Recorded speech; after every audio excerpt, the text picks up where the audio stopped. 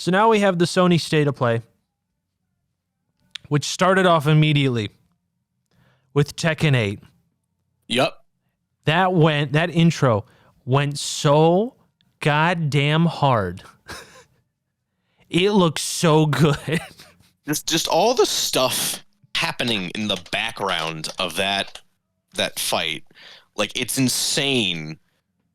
It's honestly insane, like, how just on a technical level like that games are able to pull that kind of thing off now. Oh you yeah. know? Yeah, and to put this into perspective, all right, Dave, I'm pretty sure you know barely anything about Tekken. No, not really. And you were even texting me like, dude, oh my God, look at this trailer. And I'm like, oh, Yeah, what? that's just how hard. Like, I don't play many fighting games, like, in general, but like, I was like, that went hard as hell. I might get that. Like, this is the 8th game in the series. I will have no idea what's going on, but I might get that just because it looks that good. Hey, actually, if I remember correctly, most of the new Tekken games actually give you a recap of the last ones. Oh, that's good. Yeah, because if I told you that in Tekken 7 it is an actual plot point that what's his name? Kazuma called an orbital space laser on Akuma from Street Fighter because they were fighting against Heihachi on a skyscraper. I don't know if you'd believe me or not. That sounds about right. And Akuma lived. Okay. Like, they didn't die. That's the middle of the plot. Good for them. Yeah, no. The Tekken plots are wild. Like the in Tekken 6, the Great Tekken War. Okay. Where Heihachi and Kazuma have military organizations feuding with each other in actual war. Man, I'm missing out on Tekken, I guess. Oh, the plots of Tekken are so funny.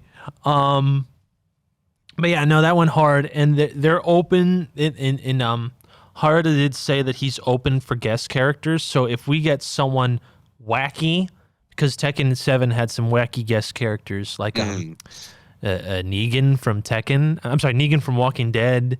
Yeah. And Noctis from Final Fantasy 15. Those are some weird ones.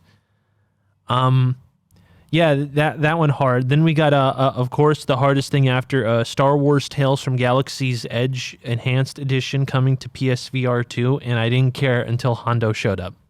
Yeah, I'm pretty sure I texted you that like word for word. Like, I was watching the whole thing, and I was like, okay, this seems like a kind of mid VR game. And then all of a sudden Hondo Onaka showed up. I'm like, okay, this is a good game now. All right, we got Hondo. We got fat dubs all around. I'm getting the VR thing just for Hondo. Yep. Best character besides Gulp Shido. Okay, yeah. And then after that, they just showed off. Yakuza Kenzai, which has been renamed Like a Dragon Ishin. I'm sorry, Ishin. Ishin. Okay, there we go. Perfect. Yeah, which is a full remastered of a samurai spin-off of the Yakuza series, where it's just samurais, but with the characters of the cast's faces on just samurais. They're not even called the same thing. Was watching this trailer and I noticed, like, is that, did they just, like, take the Kiryu model and put him in a samurai outfit? Yes. I'm dead serious, like, yeah. Yeah, and then I saw, oh god, this is showing how much I know about Yakuza. The other guy. The new guy? No, the other Yakuza guy. Oh, Majima. The main character. Majima, yeah. Yes. And then I saw Majima's face. I'm like, oh, okay, no, that's exactly what they did. All right, never mind. Yeah, because I think Yakuza 5 was taking too long, or like Yakuza 6, so they would make like spin-offs, like reusing assets like up the wazoo. So they made a samurai game with literally the same models, but they put samurai clothes over them, and like, yep, we made a samurai game. Incredible. And you know what? It looks like really good too. Oh, yeah. And I guess we can go over this because, you know, they had a huge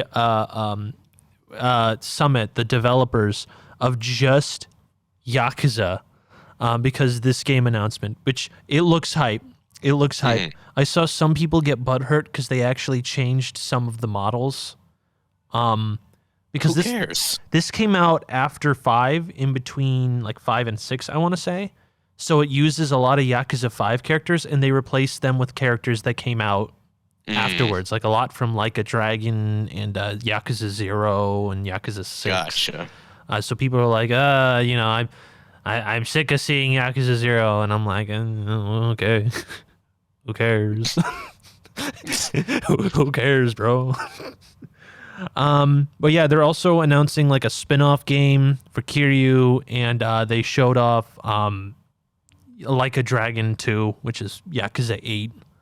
Yeah, so it sounds like they're doing away with the Yakuza name, and they're just it's just called Like a Dragon now. Yeah, because for context, Like a Dragon, the 6 technically is the end of Kiryu, and then now it's the new character Ichiban. He's the new main character, so it's now Like a Dragon.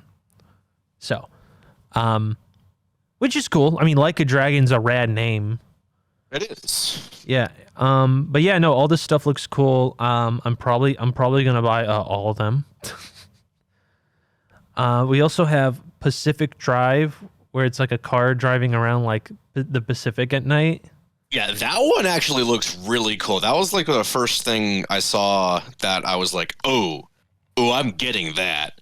Like, I have no idea what the game's about, but it looks really neat. I love the atmosphere of it. There was actually, I guess, kind of a survival horror game, somewhat like that. It's a little different. It was called, I think, Kona, where instead of it being in the Pacific Northwest, it was actually in the middle of a blizzard in like Canada, where essentially you would have to like run away from like wolves and manage like the heat level and make sure you don't use too much power in certain houses that you just find that are abandoned. It was a very short game, but like this reminds me a lot of like a more higher budget scale of that idea, like that concept. It was a very good indie game, mind you. Then we got PlayStation Stars, which I don't know what that is. Is that NFTs or something? PlayStation Stars. It seems like NFTs, but I don't think it actually is NFTs. I think it's like a digital collectible, but it's not like it might not be at like the level of NFT. Like, it's not super expensive. It's not a blockchain kind of thing. I don't know. Is it don't like know achievements or something, or like trophies? I think so. I think that's what it's like. Okay, that's but not I bad. could be wrong. Oh, okay. I don't care enough to find out if that's actually the case. All right. We also have Sin Duality, some game by Namco Bandai. It looks like a mech shooter. Yeah, that's the anime mech thing, and that looks pretty cool. Yeah, that looks cool. And then there's it looked a little bit like Death Stranding, but with more mechs, and I'm like, ooh, I like that. Yeah, actually, it does. Yeah, I'm looking at some highway screenshot here. Yeah, it does look like if you just made Death Stranding super anime. Yeah. Then we got Project Eve, which is that Sony exclusive Capcom game, I think. Mm-hmm. Which is super anime and is now called Stellar Blade. I think it's been renamed. Yeah, it's now Stellar Blade. And this looks like anime. Yeah. It looks like anime. I got no thoughts on this one. Head empty. It looked neat. And this is coming from someone who doesn't typically play like anime games. I was like, hey, that looks kind of cool. Will I play it? Probably not, but I'll think about it. But you know it does look cool? This next game, Rise of the Ronin. Oh my god, yes, it does Yo, look cool. That game looks so raw. Oh my god. That game looks so cool. I'm pretty excited for that. It looks kind of Assassin's Creed, and I like that. And it I don't know, it just looks real cool.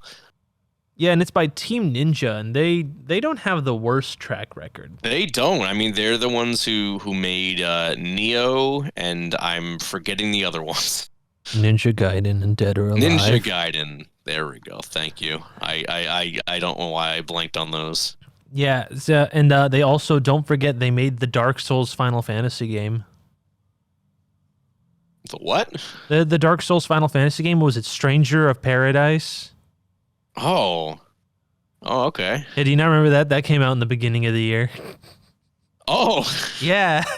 oh. Yeah, do you remember No, that? I don't remember this. I don't remember this at all. Where it had the kid who looked like the most generic guy ever, and he like it was that bit where like he plays Limp Bizkit off his phone or some. Oh, Yeah, right, that guy. Okay. Yeah, Now I remember now. yeah. Rise of the Ronin looks cool. Looks cool. Mm-hmm. Now the big thing, God of War Ragnarok. Oh, a huge look at Ragnarok, and everything Oh, looks so cool. it looks. I like jump. Okay, so the bit near the end of the trailer where Kratos throws the Leviathan axe at the same time as Thor throws Mjolnir, and they collide in the air and just kind of like they're hovering there, like fighting against each other. I fucking jumped out of my seat because I'm like, that's so fucking rad. Yeah. Oh, I can't wait. I cannot wait for Ragnarok. I'm so excited. Oh, it looks so good. Oh my god. Yeah. And all the voice acting sounds like incredible. I was not expecting Tyr to like be that soft spoken, but I'm here for it. That'll probably be a day one buy for me, I'm sure. Along with the announced limited edition DualSense God of War controller with the two is that doggies on the wolves. Wolves. There we go. Also, you know what? Speaking of the wolves, I don't know who I saw. Yeah, you know, everyone was reporting on it. I saw some dumbass news report that was like, oh yeah, I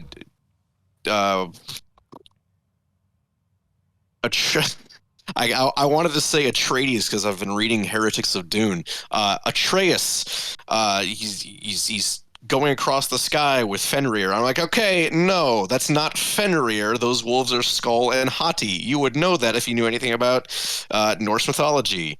Fenrir is the other big wolf. There's a lot of wolves in Norse mythology, but those ones are Skull and Hati. Unbelievable. Yeah, do your research, people. Dude, God, you whipped out the crystal specs. You're like, actually. Literally. Yeah. Yeah, and that was basically it. That was pretty I don't know if I missed anything from the state of play. I don't think I did. I don't think so. I can double check for you. It was only 20 minutes, so it wasn't a lot. It was pretty short. That was definitely the highlights of it. It was short, effective, and actually pretty well done. I don't think there wasn't, other than the VR games, there really wasn't a really big stinker announcement here. No, not really. I mean, like, I don't know. Sin Duality and Project Eve just kind of look like exactly the same thing, but like, you know. Oh, I mean, here we got a bit of a stinker. Hogwarts Legacy is getting like a PlayStation exclusive mission. Yeah. Shush. Yeah, that's exclusive for exactly 1 year. Yeah. Which I'm like, oh, that seems like a waste of literally I honestly time. can't wait to like see how poorly that game sells because I haven't seen a single person excited for that game. Yeah. The moment they announced, well, the plot's like, what, you quelling a goblin rebellion because they don't want to be slaves anymore. I'm like, okay, hold on. I don't care about the door openings for each of the stupid branches. All right, I need to know what kind of sussy stuff is going on in the plot of this $70 game. Mm-hmm. Yup. Oh, I guess we can also just shove this here. I think during this sometime, Ubisoft said every single big game that they make is now $70. Oh, what? I missed that. Yeah, because they did their Assassin's Creed like big play thing, which by the way, they're making 2 Assassin's Creed games. Woo. 2 of them. Yeah, one. I know about Mirage. What was the other one? Mirage is the one that's going to play like the old one. They're making another one that's going to be a sequel that plays a lot more like Odyssey in Origins. So they're making an RPG one, and then they're making an action platformer like Assassin's Creed 1, and that's Mirage. Okay. Yeah. So Mirage might be good, you're saying. Yeah, okay. Might. There's a big bold might there. Might. Yeah, but yeah, they also said, oh yeah, by the way, every big game is going to be $70, and I'm like, that's kind of gross. Not gonna lie. That's kind of gross. Oh, I did forget one thing during the Nintendo part. I'm not editing this in. I'm just gonna say it. Okay. for the Mario and Rabbids Kingdom, they had the balls, the literal balls, I did see to this. announce a Rayman expansion.